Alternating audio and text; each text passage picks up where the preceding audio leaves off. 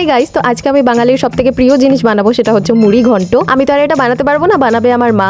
থেকেই আমার এরকম খেতে ইচ্ছা করে, কেন কি আমি এক নম্বরের হ্যাংলা। নিজে থেকে বানিয়ে খাওয়ার তো যোগ্যতা নেই, কেন কি আমি কিছু রান্না করলে সেটা অখাদ্য হয়ে যায়, তাই মাকে দিয়েই বানাবো। এবার দেখো, মুড়ি ঘন্ট বানানো কিন্তু খুবই সোজা, একদমই না। প্রথমে একটা মাছের মুড়ো আর কটা চিংড়ি মাছকে নুন হলুদ দিয়ে ভালো করে ভেজে তুলে নিলাম। বেঁচে থাকা তেলের মধ্যে দিয়ে দিলাম একটু তেজপাতা, একটু পেঁয়াজ কুচি আর আদা রসুন আর লঙ্কা বাটা। তারপরে মশলাটাকে ভালো করে কষিয়ে নেবো, আর কষানোর সময় অবশ্যই একটু জল দিয়ে দিতে হবে যাতে মশলাটা আমাদের পুড়ে না যায়। তারপর দিয়ে দেবো ধনে আর জিরে গুঁড়ো, দিয়ে দেবো টমেটো কুচি, স্বাদ মতো নুন আর হলুদ, একটু লঙ্কা গুঁড়ো আর স্বাদ মতো চিনিও দিয়ে দেবো। এবার মশলাটাকে আবারও ভালো করে কষিয়ে নেবো প্রায় 5 মিনিটের মতো। এবার দেখো, মুড়ি ঘন্টতে কিন্তু মুড়ি লাগে না, লাগে হচ্ছে গোবিন্দভোগ চাল। তো এই ধুয়ে রাখা গোবিন্দভোগ চালটাকে দিয়ে দিলাম আমি মশলাটার মধ্যে, আর তারপর সবকিছুকে মিক্স করে নিলাম। আমি ছোটবেলায় ভাবতাম যে মুড়ি ঘন্টর মধ্যে মনে হয় মুড়িই ব্যবহার হয়। যাই হোক, আমার মতন পাগল তো দুনিয়ায় দুটো হয় না। তো তারপর এর মধ্যে 2 বাটি জল দিয়ে দিলাম, আর আমাদের ভেজে রাখা যে মাছের মুড়োটা ছিল সেটাও দিয়ে দিলাম, আর চিংড়ি মাছটাও দিয়ে দিলাম। সবকিছু মিশিয়ে ঢাকা দিয়ে সেদ্ধ হতে দেবো চালটাকে আমাদের 15 মিনিটের জন্য। 15 মিনিট পর ঢাকাটা খোলার পর আই ওয়াজ লাইক, ওয়াও क्या গন্ধ হ্যাঁ। চালটা আমাদের সেদ্ধ হয়ে গেছে। এবার এর উপর দিয়ে দেবো একটুখানি ঘি, আর সবকিছুকে আবার একটু খালি মিক্স করে নেবো। লাস্টে ছড়িয়ে দিলাম সামান্য একটু গরম মশলা, আর আমাদের মুড়ি ঘন্ট একদম রেডি হয়ে গেছে। আর আজকে তো লাঞ্চ টাইম হওয়ার আগেই আমার খিদে পেয়ে গেছিল। ঝটপট থালায় বেড়ে নিয়ে বসে পড়লাম, আর মুড়ি ঘন্টের সাথে খাওয়ার জন্য মা বানিয়েছিল ডিম কষা। আর এই দুটোর কম্বো লাগছিল একদম ফাটাফাটি, খেয়ে তো আমার নাচতে ইচ্ছা করছিল।